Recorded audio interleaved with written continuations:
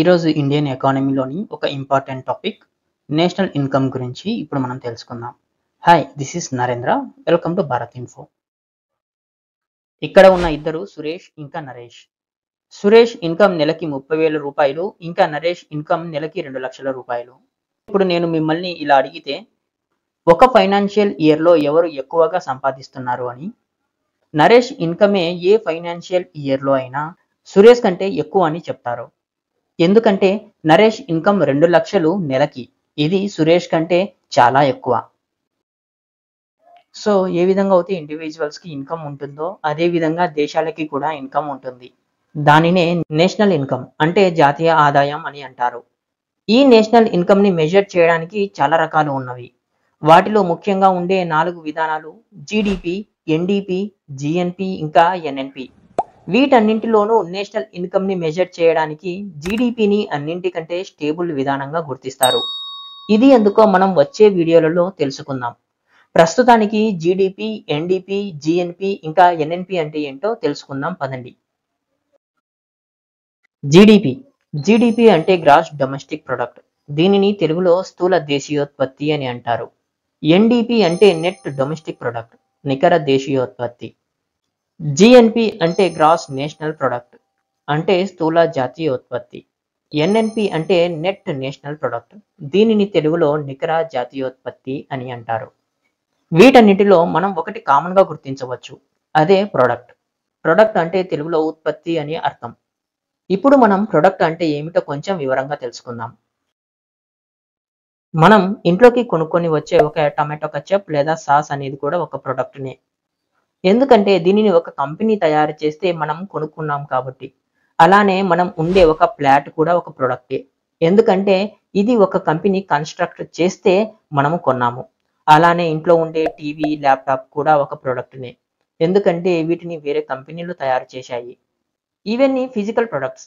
ఇవి కాకుండా కొన్ని సాఫ్ట్వేర్ ప్రొడక్ట్స్ కూడా ఉన్నవి. అవే ఇన్ఫోసిస్ యొక్క ఫినాకిల్. ఎందుకంటే ఇన్ఫోసిస్ తన మల్టిపుల్ క్లయింట్స్ కి ఈ సాఫ్ట్వేర్ ని ప్రొవైడ్ చేస్తుంది. అలానే ఎస్ఏపి యొక్క ఈఆర్పి సిస్టమ్ కూడా ఒక సాఫ్ట్వేర్ ప్రొడక్ట్ని. అలానే మన లైఫ్ లో ఉపయోగపడే కొన్ని products like mobile phone, car, bike, sofa, వంట నూనె, ఇలా చాలా రకాల ప్రొడక్ట్స్ ఉన్నవి. ఓకే, ఇప్పుడు వీటిలో ఒకదానిని మనం అంటే టమాటో కచప్ ని ఎగ్జాంపుల్ గా తీసుకొని జీడిపి అంటే ఏంటో అర్థం చేసుకుందాం. టమాటో కచప్ ని తయారు చేయడానికి టమాటోలు ముడి పదార్థాలు అంటే రా మెటీరియల్స్. ఈ టమాటోస్ ని టమాటో కచప్ తయారు చేసే కంపెనీ వాటి ప్రొడక్షన్ యూనిట్ లో ప్రాసెస్ చేసి ఒక పూర్తయిన వస్తువు అంటే ఫినిష్డ్ గూడ్స్ ని తయారు చేస్తుంది. అదే టమాటో కచప్. దీని అర్థం ప్రతి ఒక్క ఫినిష్డ్ గూడ్స్ ని ప్రొడక్ట్ అని అంటారు. దీనితో పాటుగా సర్వీసెస్ ని కూడా ప్రొడక్ట్ అని అంటారు. ఎగ్జాంపుల్ కి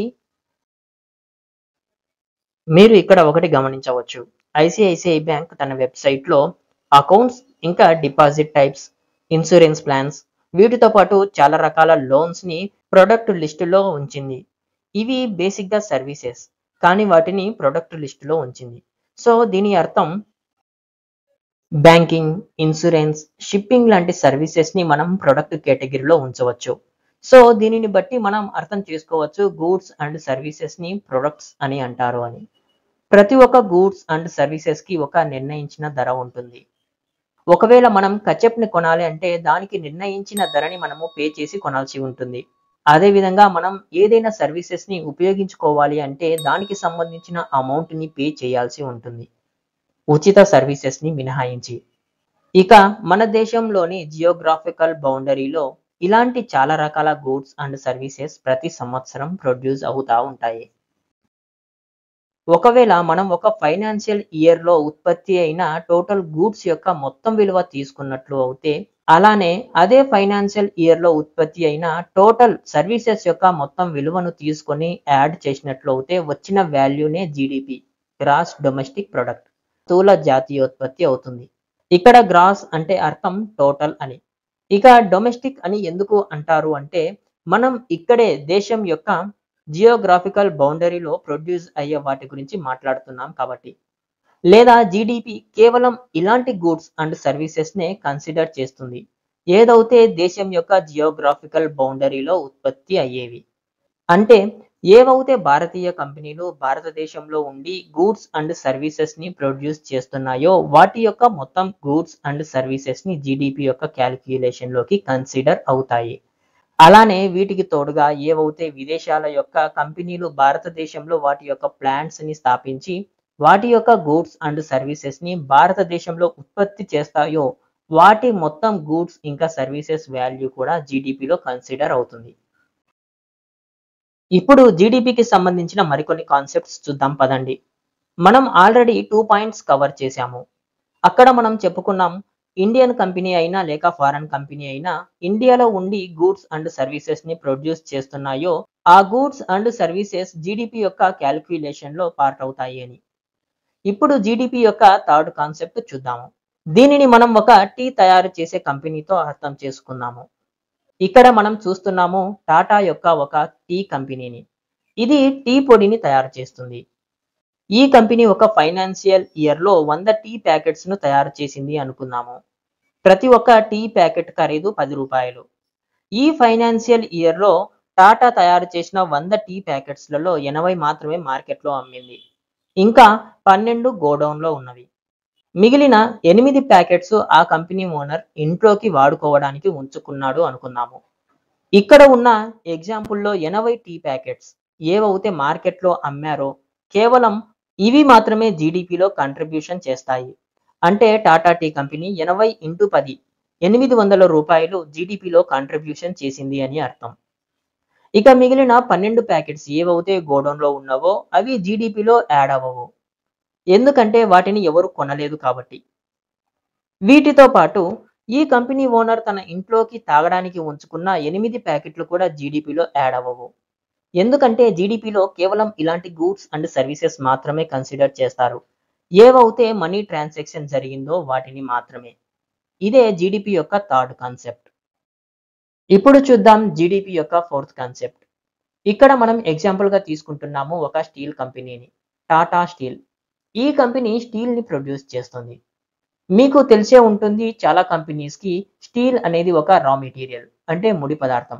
ఉదాహరణకి ఆటోమొబైల్ కంపెనీస్ కి స్టీల్ అనేది ఒక రా మెటీరియల్. ఇదే విధంగా టూల్స్ తయారు చేసే కంపెనీకి కూడా స్టీల్ అనేది ఒక రా మెటీరియల్. ఈ విధంగా మనం చూస్తే ఆటోమొబైల్ కంపెనీ ఒక ఫైనాన్షియల్ ఇయర్ లో 10 కార్లను అమ్మింది అనుకుందాం. అలానే టూల్స్ కంపెనీ 50 టూల్స్ ను తయారు చేసి అమ్మింది అని అనుకుందాం. ఇప్పుడు ఈ ఫైనల్ గూడ్స్ యొక్క వాల్యూ ఏదైతే ఉందో అది జీడిపి క్యాలిక్యులేషన్ లో పార్ట్ అవుతుంది. కానీ టాటా స్టీల్ కంపెనీ ప్రొడ్యూస్ చేసిన స్టీల్ జీడిపి క్యాలిక్యులేషన్ లో కన్సిడర్ చేయరు. ఎందుకంటే స్టీల్ అనేది ఒక ఇంటర్మీడియట్ గూడ్. ఎందుకంటే ఇది వేరే ప్రొడక్ట్స్ తయారు చేయడానికి ఒక ఇన్పుట్ గా యూజ్ అవుతుంది. సో ఇక్కడ కాన్సెప్ట్ ఏంది అంటే మనం ఫైనల్ గూడ్స్ యొక్క మార్కెట్ వాల్యూని మాత్రమే జీడిపి క్యాలిక్యులేషన్ లో కన్సిడర్ చేస్తాము. ఇక ఫైనల్ గూడ్స్ అని ఎలాంటి గూడ్స్ అంటారు అంటే ఏ గూడ్స్ అయితే యూజ్ చేసుకొని ఫర్దర్ అడిషనల్ వాల్యూ యాడ్ చేయరో వాటిని ఫైనల్ గూడ్స్ అని అంటారు. కానీ ఇక్కడ మనం అర్థం చేసుకోవాల్సింది ఒకటి ఉంది. అది ఎందుకు ఇంటర్మీడియట్ గూడ్స్ ని జీడిపి క్యాలిక్యులేషన్ లో యాడ్ చేయరు అని. పదండి దాని గురించి ఇప్పుడు మనం డీటెయిల్డ్ గా తెలుసుకుందాం. ఇలా ఊహించండి, టాటా స్టీల్ కంపెనీ ఒక ఫైనాన్షియల్ ఇయర్ లో 5 కేజీల స్టీల్ ని ప్రొడ్యూస్ చేసింది అని. ఇక టూల్స్ తయారు చేసే కంపెనీ ఈ 5 కేజీల స్టీల్ ని రా మెటీరియల్ గా కొనుక్కొని ఆ స్టీల్ తో 5 కేజీల ఒక టూల్ ను తయారు చేసింది. అంటే ఎంత అయితే స్టీల్ ని కొనుక్కుందో దానితో ఒకటే టూల్ ను తయారు చేసింది. ఇక్కడ Tata steel company tool fabricated కంపెనీకి ఈ స్టీల్ ని 5 రూపాయలకు అమ్మింది అనుకుందాం. అంటే టూల్ మ్యానుఫ్యాక్చరింగ్ కంపెనీ ఈ టూల్ ని తయారు చేయడానికి 5 రూపాయలు రా మెటీరియల్ పైన ఇన్వెస్ట్ చేసింది. దీనికి తోడు ఈ tool manufacturing company labour cost, machinery cost, transportation cost, ad hoc cost ఇంకా ప్రాఫిట్ ని యాడ్ చేసింది అనుకుందాం.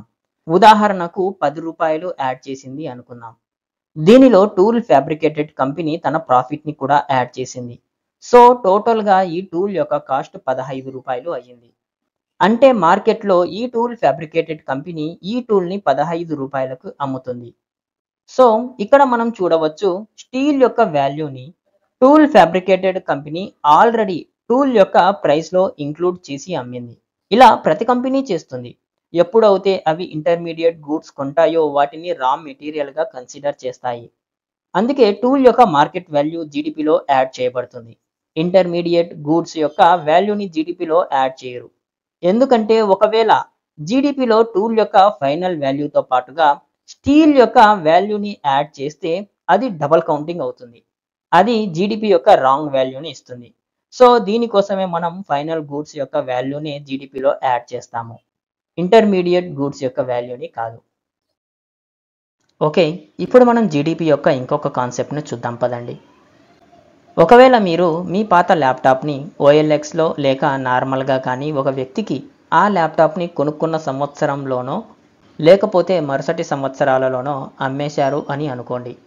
ఈ ల్యాప్‌టాప్‌ని మీరు 20,000 రూపాయలకి కొన్నారు. కానీ దీనిని మీరు 10,000 రూపాయలకే అమ్మేశారు అనుకోండి. సో ఇక్కడ జరిగిన ట్రాన్సాక్షన్ జీడీపీలో యాడ్ అవ్వదు. ఎందుకంటే ఇక్కడ గూడ్స్ అండ్ సర్వీసెస్ని ప్రొడ్యూస్ అవ్వలేదు. ఈ ల్యాప్టాప్ని మీరు మొదటిసారిగా కొన్నప్పుడు ఆ సంవత్సరంలోని జీడీపీలో దీని వాల్యూ ఆల్రెడీ యాడ్ అయ్యి ఉంటుంది. ఇప్పుడు మీరు ఏ వాల్యూకి అయితే ల్యాప్టాప్ని అమ్ముతున్నారో దానితో జీడీపీకి ఎలాంటి సంబంధం ఉండదు. ఎందుకంటే జీడీపీకి కేవలం ఎలాంటి గూడ్స్ అండ్ సర్వీసెస్ని కన్సిడర్ చేస్తాము అంటే ఏవైతే ఆ ఫైనాన్షియల్ ఇయర్లో ప్రొడ్యూస్ లేదా మ్యానుఫ్యాక్చర్ అయ్యి అమ్మబడతాయో వాటిని మాత్రమే.